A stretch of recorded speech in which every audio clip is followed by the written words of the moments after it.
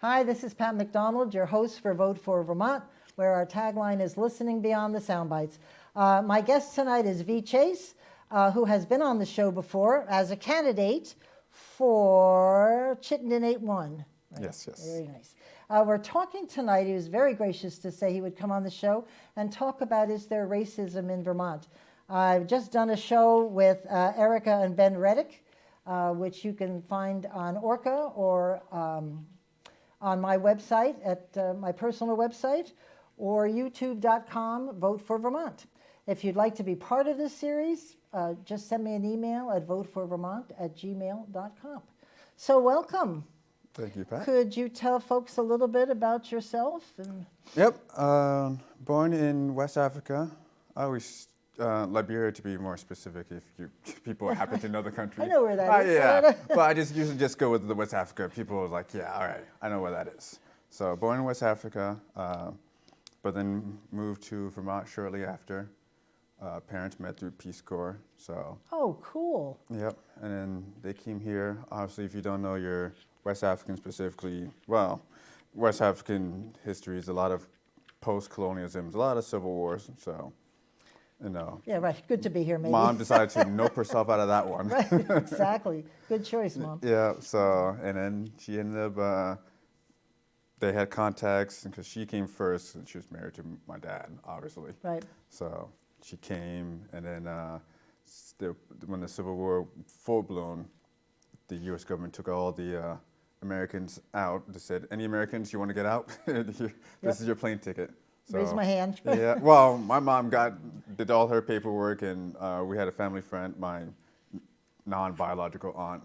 She was coming, so grab him. Yeah, right. Let's go. So, yeah. Yep. So, you know, I always tell people, like, imagine going from, say, it pretty much was jungle weather, like 80, 90 degrees, right.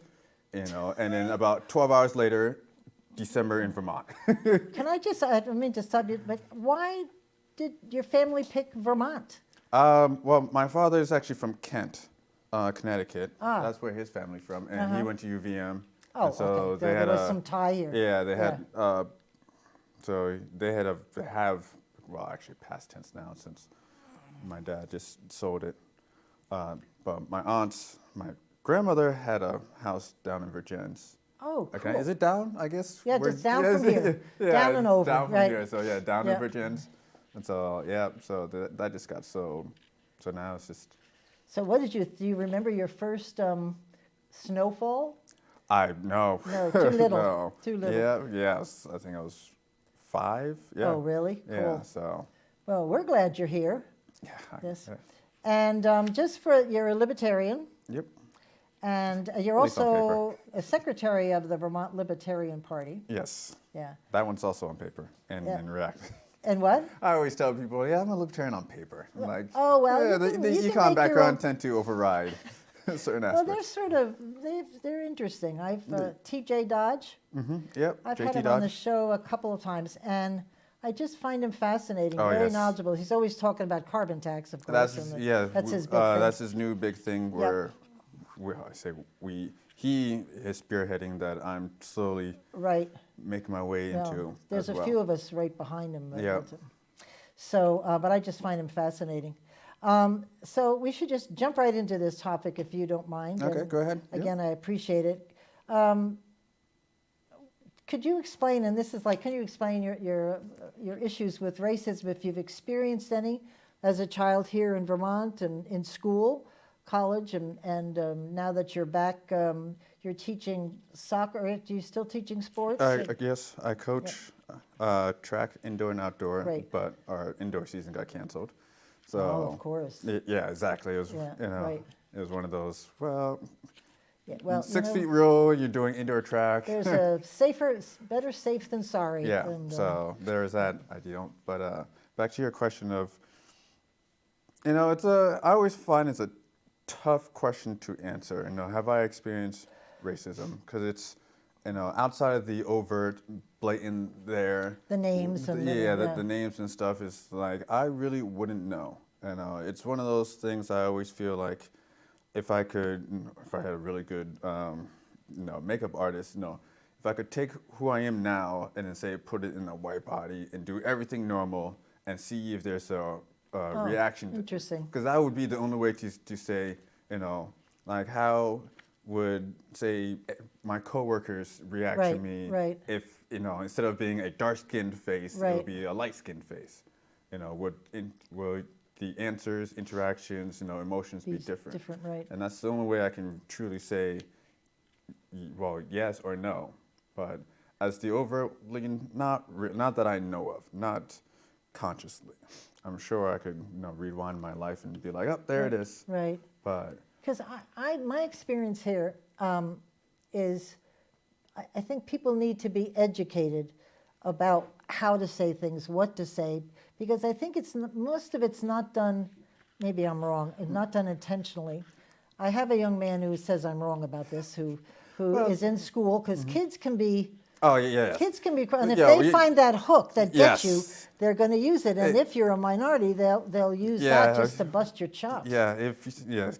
Us kids are brutal, Yes.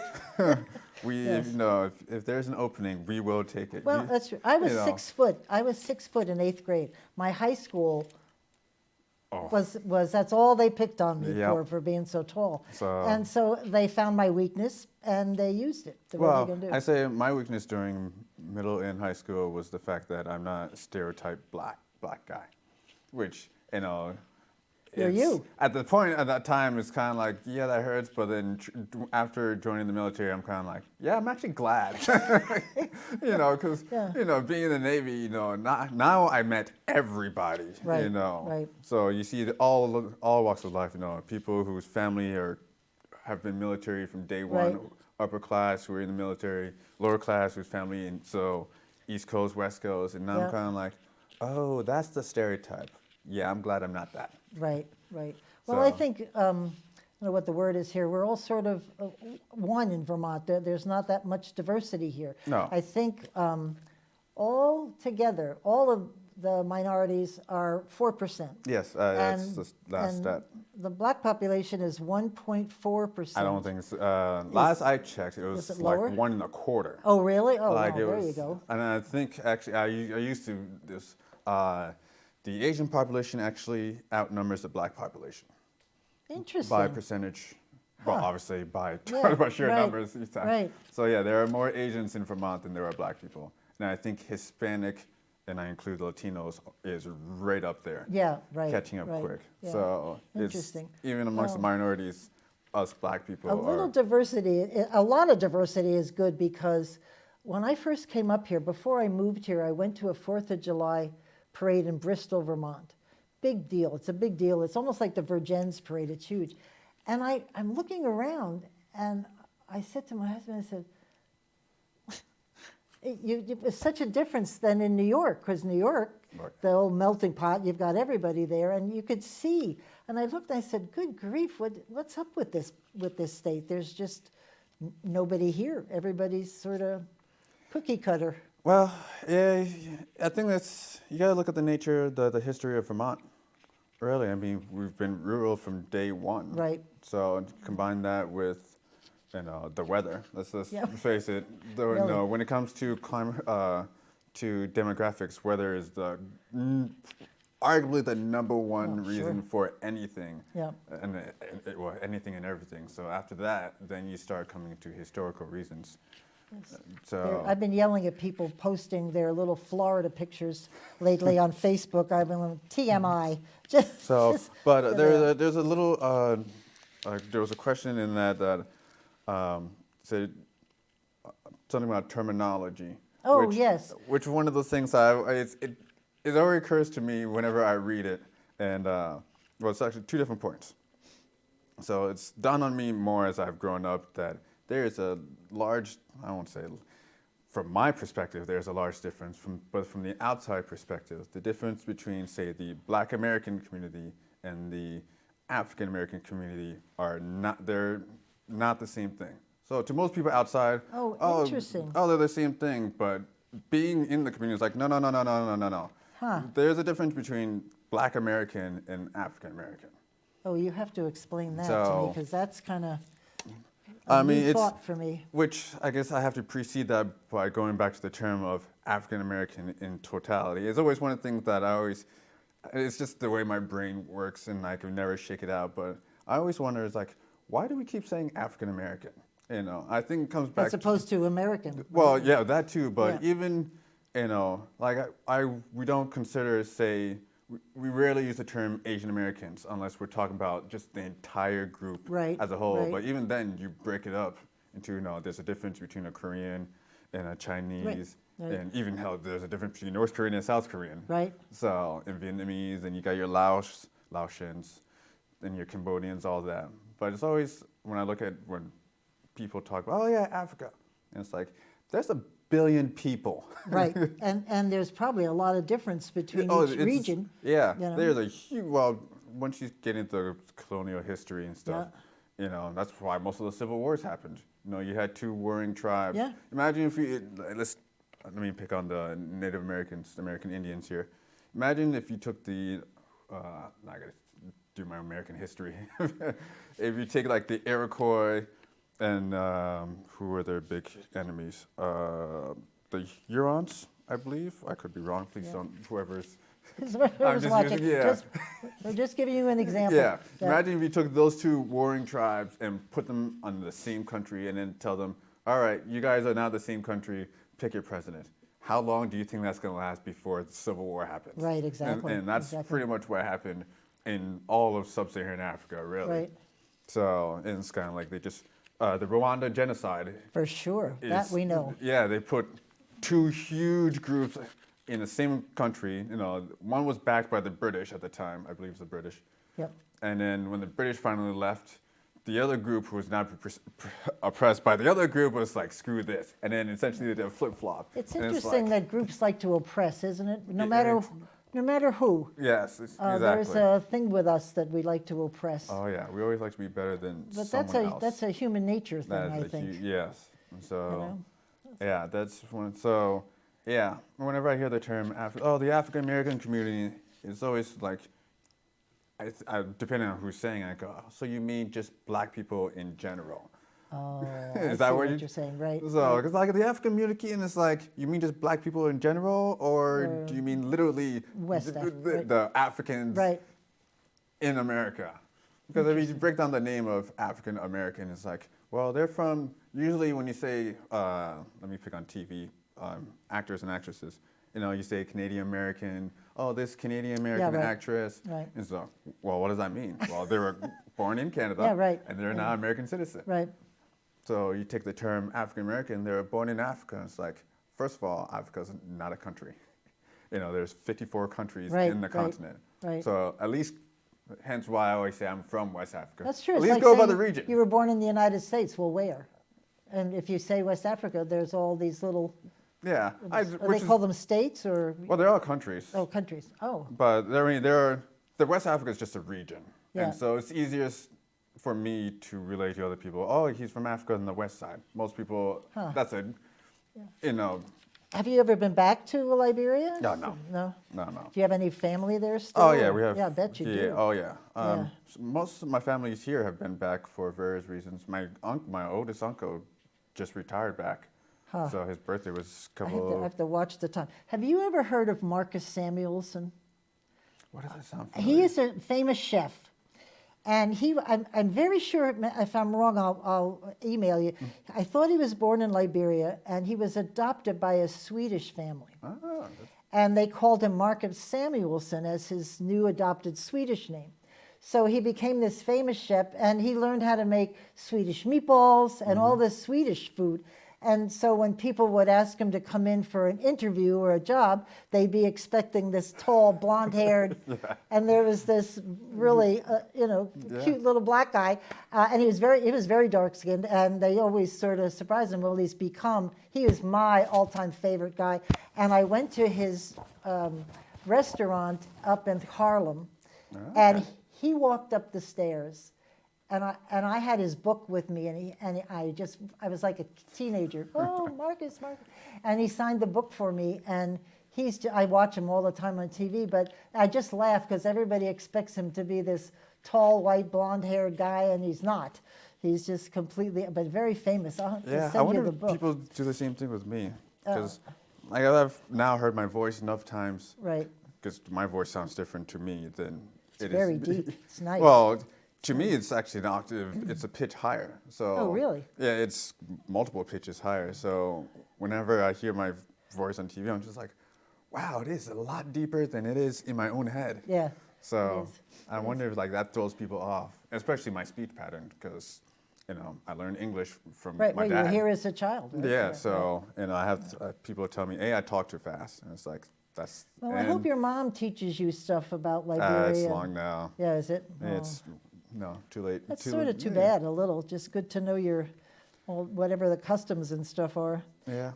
So you were talking about the kids and in high school. Do you, Chris? We were just saying that they'll just find anything, but do you see a lot of stuff between the kids? Anybody that's a minority among the kids? Is there anything that the kids bring up on a regular basis, or No, just not. they're good? Yeah, because like I said, I'm the jump coach, so my interactions with the kids outside of when their warm-ups and Yeah. stuff is really Just about sports. Yeah. So, I do attempt to interact with them at least during the warm-ups, and every once in a while, ask them random questions. Blah blah. Some of the kids I know who their teachers are because they were my teachers myself. Oh yeah, for sure. So That's great. And and some of the kids I tend to, and I now tend to make it a point to at least harass, and I mean that on the not the Right. positive Right. level of some of the kids I don't coach. So I might see some of the sprinter girl who she's not a jumper, but Yeah. I'll at least walk by her, so at least get that Yeah. that way. I can at least say, yeah, I know of her, Yeah, as right. opposed to, the teams sometimes are, especially in the outdoor, 100 kids plus. Oy. So it's Do you know so and so? yeah, and especially if you include the distance runner who usually come over from cross country, people are like, Wow. oh, do you know this kid? Oh, what? Oh, they were a distance runner. I have no idea. Yeah, right. No, Like, exactly. I have no idea. Well, I guess when they're on the field like that, they're just focused on sports and not any yeah. inappropriate Until language dance and comes stuff. up, and then And your dad works there, right? He's Yep, a professor yep. there, a teacher? Yep, department That's head. good. Oh, great. There you go. Because I think a lot of the schools these days have gotten smart about teaching and educating and making sure that the kids understand, what's up and to treat everybody the same. I think that's a good statement. I hope, because there's a young gentleman, and I met he and his teacher who teaches diversity and equity in the high school, and because of COVID, they chose not to come on the show, and I respected that. But they have a lot of conversations with the kids, and I think the kids sound like they feel very comfortable to talk to her, and as long as you have somebody to talk to and bat Yeah, stuff yeah. around. And I think sometimes I've said things that I had no idea was offensive, and then once somebody told me, I stopped. So Yeah. and the woman, it just happened actually here in the studio a couple months ago, maybe more. And the woman that heard me said, Pat, I want to tell you, blah, blah, blah, and this is why. And I went, thank you. And I stopped but she didn't get mad or offended or, I just said, Yeah. thanks for telling me. So I stopped. I also don't mean to be talking so much. Back in '91, when I first came to Vermont, I had a dear friend of mine who was black, and she had a daughter. She was divorced, and they wanted to come up for the weekend. But being black, she knew this was all white here pretty much. She was afraid to come up because she didn't want to put her daughter in any situation that she would be uncomfortable, because where they lived in New York, it was a community, and everybody was just all friendly and knew each other. So I asked the woman I knew at the bank, 'cause she was a black woman, and I said, will they run into any problems? And she said, back then, this is '91, she said, no, she may find that people are curious and stare at them and look at them. And I said, but that's all that would happen. And they came up, and we had a great weekend, and life was good. But I'm wondering, since '91, what I see out there and what I hear, things have changed, or people are just more sensitive or angry or something, because I just feel a sense of difference of maybe racial tension or Yeah, you know, it's and I'm not involved in working Yeah. anymore or anything like that. well, I haven't been here since '91 as well. Yeah, well, that's true. I was like, yeah. Yeah, but since back then it was, no big deal. Yeah, When I I first mean, came yeah, the here- curiosity, and now to me, I don't know if it's just out of pure habit now, because I guess I'm more of a creature of habit. I tend to go to places either I've already been before with either someone, or I at least have an idea okay, of. where you're going. Right. Yeah, so, the whole like, oh, venture out of your comfort zone, or your comfort zone. It's like, no, no, there's a No, comfort I- zone for a reason. Yeah, right, you know? exactly. So, but I mean, I heard stories too, and I'm online, and people are like, oh, this person was this, and this being racist to me, and I always kind of like, you sure it's not you? Oh, don't say that too loudly. Yeah, right. That's so. Sometimes I feel like the individual person is like, there is a vibe about you, because even as a dark-skinned man myself, I've been in situations where I'm just kind of like, at any point, please stop talking. Right. Like, You seem very self-assured, though, to me. Yeah, Like thanks. when you walk in a room, you walk in the room. Don't look around and stuff. You just walk, right? Well, I mean, like I say, once it's one of the, I guess that would be military training. Scope the room, Right. figure Back it to out. the wall. Yeah, exactly. Scope the room, figure it out, and Yep. Just walk. Yeah. Yeah. So Well, you can tell, and that adds a lot to who you are, and people pick up that vibe. yeah, that's the word I want to. I think it's the vibe. I think a lot of people are really good on picking up vibes, and some people unknowingly put off weird vibes. Right. And it may not be their own fault, but you're gonna have good vibes, bad vibes, and that in the middle. And some people react to that in the middle in different ways. Well, if you're looking for it, it'll Yeah. probably show up, right? Exactly. Yeah. So. Yeah. So you have funny, when you read this question, you said, here's a toughie, because I said, here we are, and this just goes on and on. Black Lives Matter, Antifa riots, hatred, I mean, it just, police brutality, anti-Semitism, and homophobia. How do we stop, I call it insanity, but how do you stop it?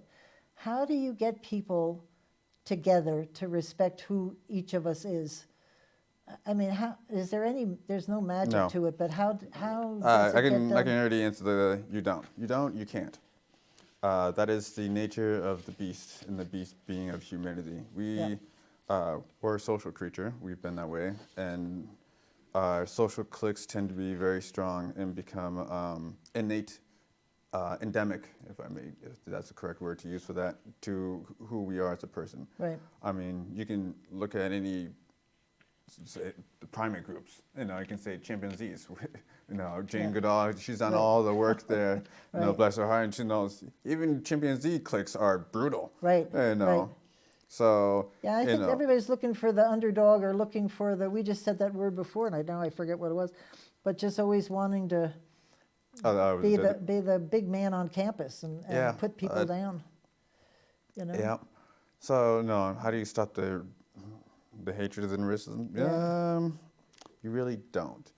You can try to power yourself through it. You can, you can put on all the laws you want.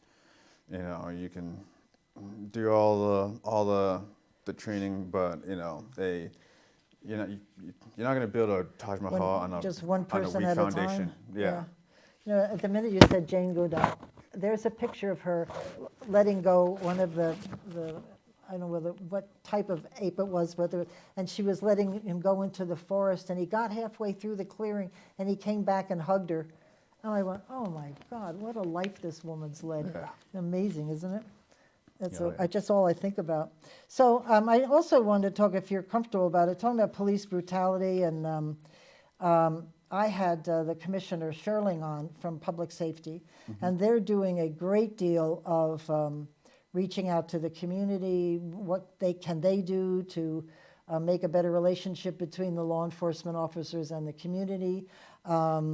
they've got a lot of people. The governor signed this thing, the fair and impartial policing powers. I think there's one or two pieces of legislation that have been passed through.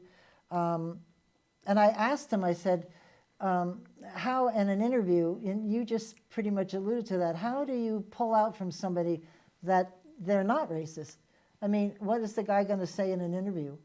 How are you going to know if somebody deep down inside is or isn't racist? When you're doing interviews, I've been in human resources most of my profession, and that is not. And what's the guy going to say? Yes, I am, and I want to be a policeman because I want to use excess brutality.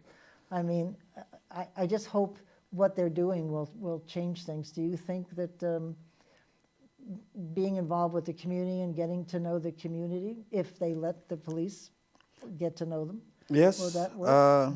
well, yes. I think it would help go a good way towards helping. To the HR, to the finding out who the people. I mean, there is no Turing test for someone who's race. Right. You can ask them 250 questions. There's no Harrison Ford standing behind a machine asking all these questions. Right. So that's I think. The way I look at the whole police brutality and the police thing is you have a different facets all pulling in different directions, and they're doing a terrible job of keeping control. Interesting. What would you like to see them do better? Well, this is obviously my own opinion. No, that's why you're here. Yeah, I look at the police and the police. No, so the police usually have a police union. Right. And what is the purpose of a union? To protect its members. Right. Duh. So, So they fight to keep their jobs. Exactly. The police union, if it's there is a smart police union and a good police union. Maybe good is not even the word. But, one police union, type of police union would, we always believe our members, back them, blah, blah, blah. And then I would say the smart ones. You can argue how smart it is. But sometimes it's one of those unions you go, well, we're not going to back you on this one. Right. Why? Yeah. Because, as with so much said about, it's a bad apple, blah, blah, blah, But the saying is, a bad apple ruins the bunch. Right. So or brunch, either way. Yeah, that too. So it's one of those, from a union perspective, maybe not even the union, from the police department perspective, it's one of those, we need to get rid of this apple before no one buys our pie. Right. And so that would, to me, would be the smart thing. That's a good observation. I have been dying to say that on some of the responses I give on Facebook. I should really get off Facebook. But sometimes the unions perpetuate, that's the word, perpetuate this. And two times you make a mistake, you go back to training. 2, 3 times, 3 times, 3 strikes. Yeah, and, but yes, you're gone. But from the union's perspective, they have to be behind their members because they get the funding from the members. Right. So the members feel like the union's not doing anything for them. Well, the union starts losing members. Yep. So that gets the unions, we back our members, so that members always feel like the union gets us. But now you have the inverse reaction of, well, if you're always backing the members, and the member, in this case, happens to be wrong, now it looks bad on the outside perspective. Right, well, so it's one of those, a bad apple messes up the good guys. So. And so, the orchard is kind of like, well, we always have to think all our apples are good, but the apple picker is like, no. Some are not. Yeah, sometimes you have to make the decision is get rid of this apple. I agree with you. That's where, have you seen that in around in your area? Because you're not really in Burlington. It's just the Essex is sort of the Burlington area. Yeah, we're because you've got your own police force there. It's not the Burlington police. No, we have the Essex Police Department. Yeah. Yes, as far as I've heard, nothing. The same. Yeah. So, I think the towns, the municipals, are different, also based on just their socioeconomic status. I mean, Right. Burlington and Winooski happens to be very more diverse than the rest of Chittenden County, and also the education level fluctuates depending where you're at. Which is always statistics are statistics. Yeah. So it's just how you interpret them. So then you have your income status also affects a whole bunch of things. So it's one of those, it's multiple issues. Right. All. Right. No. But nobody, most of the people just lump everybody together, which is sad because that's Yeah. just not the way to do it. Yeah. Yeah, interesting. So this big thing about the Black Lives Matter, I don't know if you've read what Barry City is doing. No. So they voted, the council, I love this, they voted to allow Black Lives Matter, but then there was an issue about Blue Lives Matter. So they elected to vote to have the Black Lives Matter flag fly for, boy, that was hard to say, fly for a month, and then have the Black Lives Matter, and then they approved 22 other flags to include like other countries. I mean, it was the strangest thing. And I wrote on Facebook, I said, I sincerely hope you have a really solid explanation of why you picked these flags over other flags. Like the word KKK comes to mind. And how do you say no to that when, if you choose to, then the other flags? And when you see the Black Lives Flag Matter flying, that's hard to say. What do you think? My true answer is it's kind of like, oh, good for them. Yeah, because the woman that I was talking about at the high school, she said that when their school flew the Black Lives Matter flag, what they were trying to say is it's safe here, and it's okay for you to be here and to be part of the kids. And from the kids I saw there, they seemed to take that seriously. Ah, well, then it did its job. Yeah, it did. No, it did. And I think maybe other places feel differently, but certainly in school, kids should feel safe no matter who. Yeah, what. that is a huge thing. That's a whole separate topic. Well, I think sadly the protests and stuff, I think the original, I hope that was the original intent and that it got taken over by the protesters and all of these folks. That's usually what happens. Yeah, and sadly, those of us watching from the outside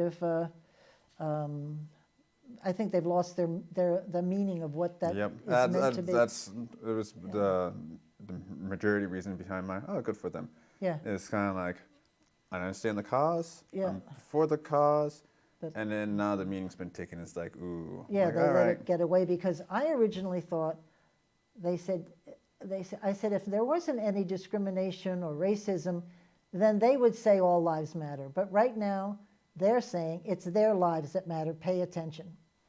That's how I took the Black Lives Matter movement, well- and I was fine with it.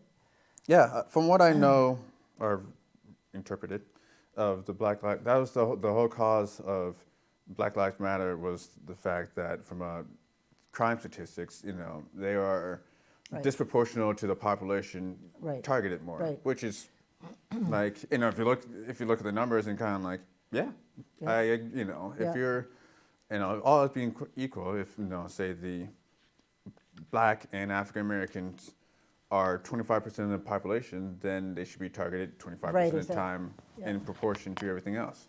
But in certain cases, they weren't. Yeah. They might be. Some of them were they were right on TV for you to see. It was. Yeah, oof. like, they're 18% of the population, but they're being targeted 62 point Right, something. It's like, right. that is a huge disparity, and it's kind of, Right. and then to the point where, then obviously you saw, one thing that hit me when I was at UVM was he was a former swimmer. I don't know if he ended up raping this girl. Oh yes. Yes. Right. He was a swimmer, raped a girl at a party, and to the point where people pulled him off. Right. Right. And he ended up, essentially the judge didn't send him to Right, jail poor guy. or probation because it would ruin his life or whatever. Right. Or, Never mind the girl. yeah, never mind the girl. But then I think like months later, a black guy, Oh, yeah. almost same exact Nailed. thing, ended up getting for 20 years by the same Right. judge. Oh, I it didn't was know the that. same judge. So the white guy, Got that people probation. saw what he was doing, got Yeah. probation. Well, the situation was Yeah. more or less the exact same, Really? just skin color different. And black guy got 20 years, and then the white guy got probation. And it's like, Well, that's bad. this is case Well, in point. this is right what here. we're talking about. Yeah. So Yeah, I remember and there that are- case. There are multiple situations like that, Yeah. similarly. And it's kinda like, I see that a lot here in Vermont, where certain people get 3-4 months for doing some kind of sexual assault or on Yeah. a child, and because he'll get better. He can with some counseling. I don't think so. Yeah. But anyway, Yeah, the sexual assault's a whole different. exactly. Well, Yeah. what we're talking about too, I was just thinking of corrections. It's the same.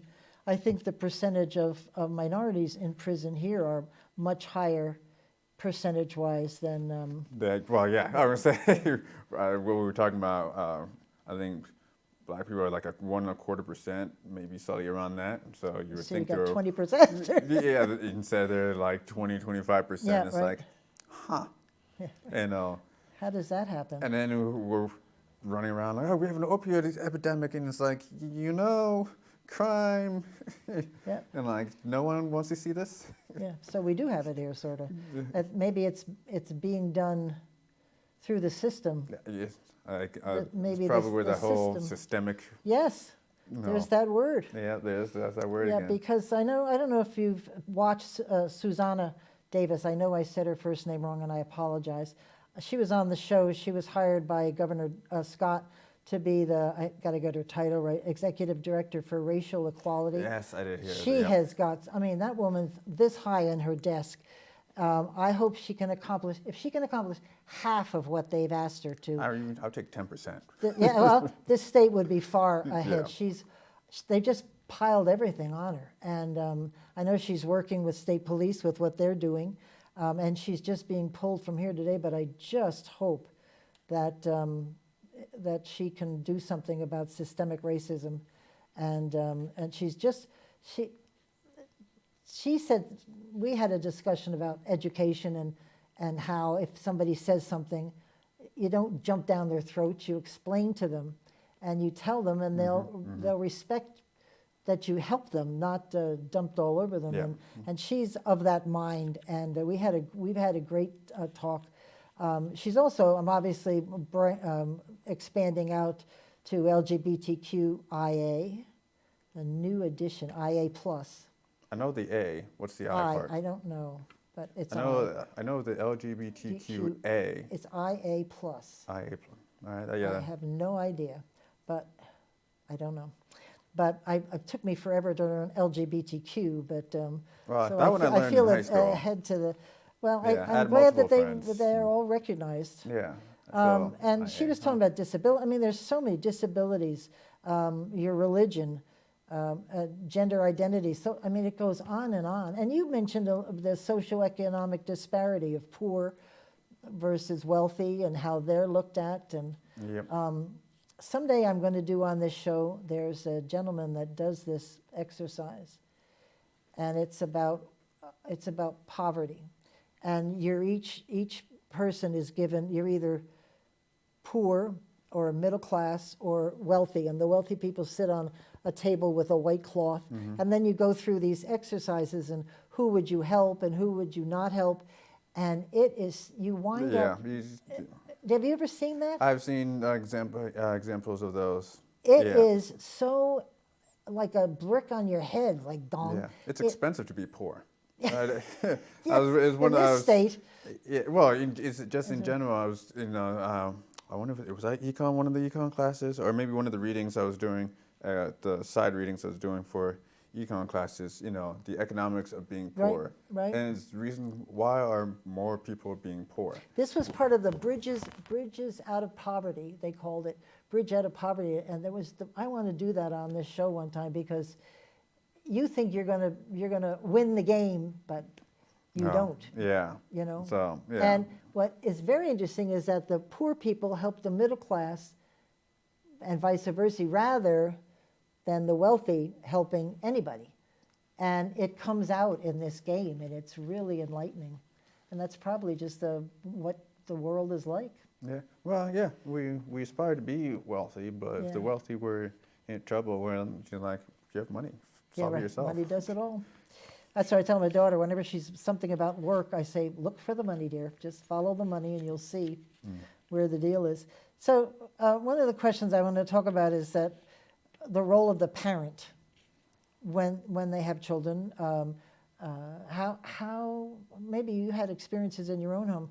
Did your parents teach you about other children and how they might pick on you, or how to kind of get through life without taking offense? Or I wouldn't know if they taught me. Some things were explained to me, but I think that's one of those, my innate nature kind of kicked in strongly from there. It's just, at a certain point, it's kind of like, yeah, like I said, since middle school, I got picked on. In most of the school, I was one of the few black kids. Anyways, right. so there's always, the spotlight is always there. Now that I can look back on it, the Right, spotlight for was sure. already there, regardless if I knew it was right, on. right. So, and then by the time middle school, high school came, it was one of those, what do they pick me on? Yeah. Oh, you're not one of those black kids. Like, I mean, I did sports, but I wasn't like phenomenal. Right. So It's a regular kid. Yeah, I mean, could have gotten a scholarship somewhere, maybe on a D2 level. Yeah. Or maybe some random sport in some D1 No. whatever. But yeah, it's. How much did may I say, how much did the media influence you? They seem to try to stir the pot from time to time, although now that you're older, this is where I see the media, so maybe not when you were young. Did they cover, well, maybe they did. We had Rodney King. I missed out on Rodney. Did you? Because Rodney King was 98. Yeah. Was it 98? I think. Oh, so you came after? No, Yeah, I came in before. 91. Oh, 91. Yeah. Yeah, high school was 2000 to 04. So even by 98, like that, I would be 12. I can't do math. Yeah, I would be 12. So the whole Rodney King thing, like. Yeah, because I remember I was, working and Yeah. stuff, and that was right in your face. It was, So, everybody was talking about it. Yeah, Rodney King over my head. Dude. I mean, I remember the O.J. Simpson, which was 94, but Yeah. only because it was such a big deal. People were like, oh, he allegedly, killed his wife, and at that point, I was just a little kid, and Yeah, I was right. like, oh, yeah, so I didn't, Right. But then, who else we got? Then I'm trying to think what other race riots we had. Well, Selma. Was Yeah. that crossing the even, bridge and like, Martin Luther King? And, Selma, my knowledge of Selma came like way when I was older. oh, really? So Yeah. like I knew Martin Luther King, I knew all that part, but the Selma part was kind of maybe, I don't want to say omitted. It just I didn't pay remember attention. joining a mini march in New York when when they were crossing the bridge and doing it. We did a mini march in New York where I was living and working. But interesting. Selma when I Yeah, you're know just- that most You're of making me those- feel very old here, V. I just want to tell you. I'm I sorry. remember all of this stuff.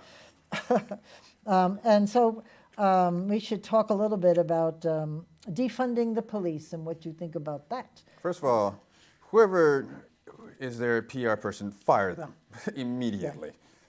No, I don't know what focus group they Well, it got to caught on, that's for I sure. understand, but they caught on for the reason. What focus group they got to use? No, I've done some marketing, and then as soon as like defund, it's like, who decided to use that word defund? Yeah, right. Because from what I know, it doesn't. They really mean reform. Yeah. But they went with defund, and I have a feeling. But that's caught on in a few places. I have a feeling that they used the word defund because it was such an aggressive word. Right. That they knew Well, it it's would so catch stark. on. Yeah, exactly. What do you mean defund? Yeah, I think that's where the focus group, they're like, oh yeah, this is the focus group, and then it's just like, oh sweet Jesus, no. Yeah, right.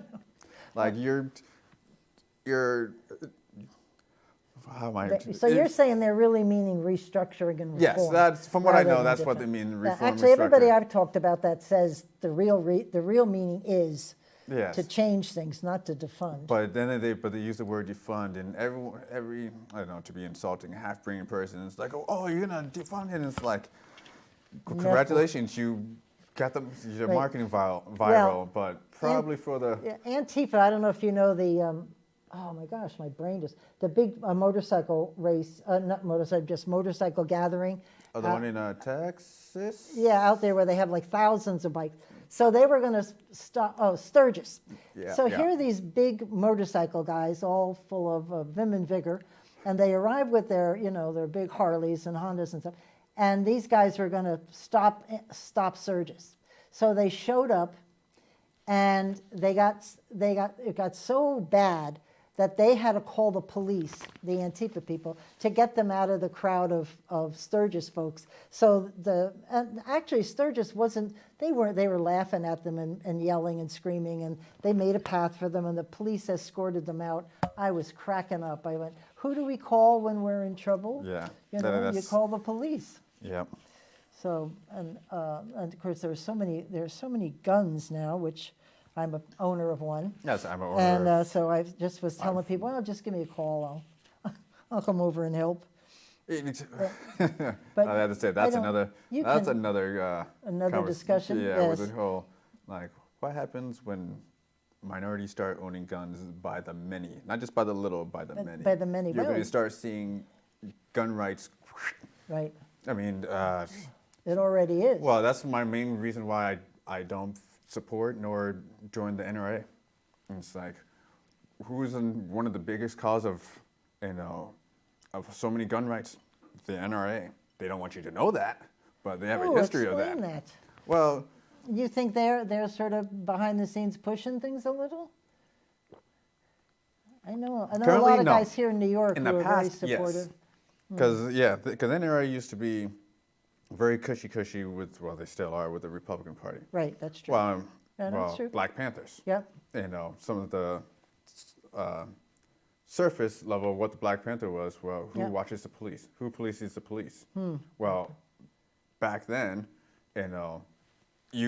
concealed carry was not a thing that existed. Right. Open carry was everywhere. As long as, the gun was legal and Right. registered, you can carry. So, obviously, a lot of Black Panther members were carrying.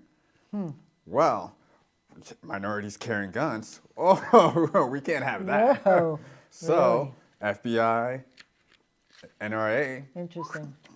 got in there, and what do you have? Next thing you know, concealed carry becomes a thing in most states outside of, I think there's only a handful of states where Vermont being one of them. Yeah. don't. Yeah, we're in a good state. I hope it Yeah. doesn't change, because we're one of the safest states, which kills me every time they go to do something Yeah, about guns. I'm that's- like, why? That's an You know? answer to a question that has not Well, been they asked. just want to be the bleeding edge Yeah, it's like, in, no. in Vermont. I love it. So there'll be some more stuff coming. So there was I saw a quote from a young black woman from Morrisville, and she read that she's grown up here as you have, and she said we just haven't seen it in our community, and I think maybe when you do grow up here, you're just part of the community. You get 'Cause that- yeah, in you my get high washed. school back in, don't fall over when I say 1964 was my graduation, but there was one black man, a black kid in our entire high school. Wow. But no, he was just Yeah. part of us. We all knew him. We all liked him. We all, hi, how are you? Blah, blah, blah. We didn't know we weren't supposed to, or there was something wrong. I mean, he was wonderful. He was so involved with everything. He was on the yearbook committee, which was Yeah. if you make it on the yearbook committee, man, you're like, we don't like sudden change. yeah. Like we will, I don't want to say get accustomed to subtle change, but no, sudden change is the one that gets a lot Right. of people. And so I think, all our entire history is one subtle change after another. Right. Some of it a little more jarring than others, but Yeah, and I think you're all right. People don't what they're afraid of change. They don't know what Yeah. it means for them, Yeah. which is always about me. So anyway, I understand. What was I going to ask here? Oh, I know my favorite topic. Oh, we have 8 minutes. Good. White privilege. Are you ready to tackle that one for me? I honestly, I have been accused several times on Facebook of, that's my white privilege showing. What does that mean? Because I don't know that I understand what it means. I always get offended, but so I start out wrong. Well, as I get mad. Well, actually, it comes back to the circle of what we're talking about. When I said earlier, if I could put myself in a white skin, Right. and see how the reaction. I think that's the idea behind white privilege, is that their interactions with you are different than someone of a different color, in essentially any and all given situations. The biggest one being, say, police, but we can even get away. We can get outside of police and say, let's go to retail stores, and especially you as a white woman, you yourself are another segment of it. Yeah. Because it's one of those things is, like if a white male came in, hoodie, walked into a retail store, Right. there would be a couple eyes on him. And if a black male came in, someone might just, Right. tag along, maybe they won't Watch. say anything, but More yeah, eyes, it'll be right. watched. Yeah. White woman comes in, oh, ma'am, do you need assistance? Blah, blah. I mean, that might be a little condescending Yeah. itself. No. The fact that, it's the fact that, like, I'm a woman, I can't help myself. It's like, it's slow your roll. Right. But outside of that, it's like, yeah. So you have situations in which, your gender matters too, but also the color of your skin will determine, all right, how much scrutiny you get for any given situation. Now that's a point I've not heard, and that makes a lot of sense. And I So- can buy that. I think that's where But it's not that I do it intentionally. no, it's I didn't grow up thinking I'm privileged. I'm no, certainly but not in I the think bigger that's scheme the of- white. Yeah. When they say that, is like you unknowingly don't know it, but it's been applied to you. Back to the spotlight Right. comment earlier is, you don't have that type of spotlight. Right. I agree with that. Whether you agree to it or not. No, I and agree. another, we can bring it back to the police. Interaction with police. Well, actually, I'm a completely different. Let me just take myself out of this situation because. Why is that? Well, I've been stopped by the police. Well, yes, Sorry, Mom. But to me, my interactions with the police have always been, for me, common and decent. I don't know whether it's probably because You of the just type. respect. Well, not even that. I think it's the type of vehicle I've Right. always had a sports car. Yeah. So from my first car was a sports car. My mom knew this young upstart dealer, and he Yeah. had this random sport car that came in, hadn't even touched. Me. Yeah. My mom was like, "My son wants to." Cool. So yeah, from Right, day Mom. one, I've always had some kind of sports car, Yeah. and even now, if it wasn't for the weather, I You have your summer and your winter car? Yeah, I drive a bright yellow car. Oh, It's a bright yellow called drawing sports car. attention? Yeah, Yeah. that with a loud exhaust. You can hear me a mile away there you coming go. through. So, and I've actually been pulled over more times in this car than any other cars individually, which is kind of like, yeah, yes, right. eh. It's that yes or no sir stuff. right? Yeah, but it's and not only that is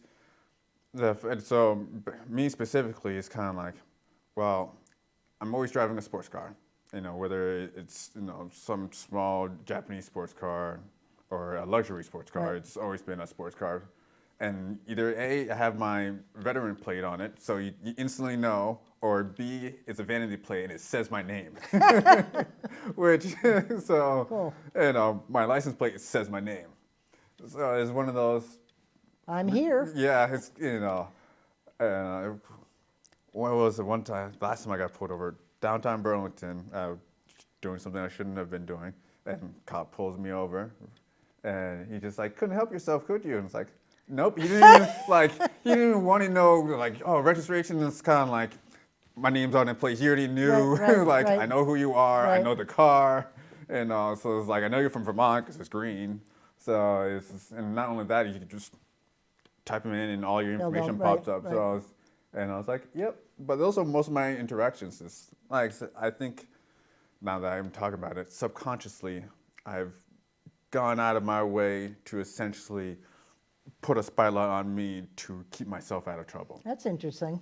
So it is one of those, are you doing something wrong? Well, yes, but everyone, Sorry. everyone saw it. Yeah, So right, exactly. it's like, The world saw me doing yeah, that. Yeah. exactly. Right. So it's like you're not gonna try to double speak and like, yeah, and like, Yep. can I just have my ticket now, Yes, sir? really, please. I did that one time. Just give me the. He was going through all of this stuff. I'm like, and I work for the state, and I knew these statutes. I'm Yeah. like, I know the statutes. Just give me the ticket.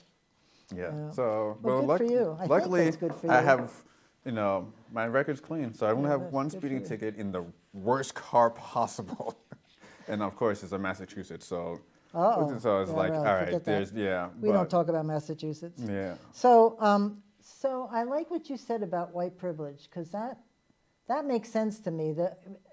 Because I don't think any of us do anything on purpose to feel, maybe if I'm very wealthy, I feel a little privileged. Well, speaking of what you're saying, that's where the whole Karen montage comes Yeah. in, because when you look up Urban Dictionary, what is a Karen? It's usually a middle-aged or elderly white woman, and going out of her way to harass someone of color, black person, Asian person, blah blah. Nope. And it's because maybe they subconsciously, or well, at this point consciously know they can get away with it. Yeah. There's multiple stories. There's the lady in the park, I think it's in Virginia, walking her dog unleashed. Oh God, I saw Yeah. this. Sorry for Yeah. didn't mean to say that. Yes, that was ridiculous. Yeah, there's that one, and I think that it was a black guy jogging, Guy wasn't doing anything. yeah. I'm afraid of him. and so she, threatened, "Oh, I'm gonna call the police and tell you," and it's kind of like, because you're Right, don't do nothing's it. gonna happen to Right, you, right. and outside of her, I think she got fired, but Oh, good. after that it's whatever. Or all the people the people who are like, "Oh, do you live in this building?" It's like, yeah. I'm like, Yeah. so like I've lived here longer than you. Yeah, yes, you have. You're a Vermonter. Yeah. Almost. So Although they're starting to change the definition of what is a real Vermonter, because I think it's what you feel about the state and how you contribute more Yeah, I than guess so. were you born here or not, because Yeah. that's so cool. Anyway, we're running out of time, and I just have to thank you so much. I've loved this conversation. oh, thank you. No, Thank you for having seriously, me. it was a great show, and I really appreciate it. Hope you learned a lot. Again, I invite anybody who wants to come on and talk about racism in Vermont. Email me at voteforvermont@gmail.com, Pat McDonald. Thank you all for tuning in. We'll see you next week, and in the meantime, keep listening beyond the sound bites.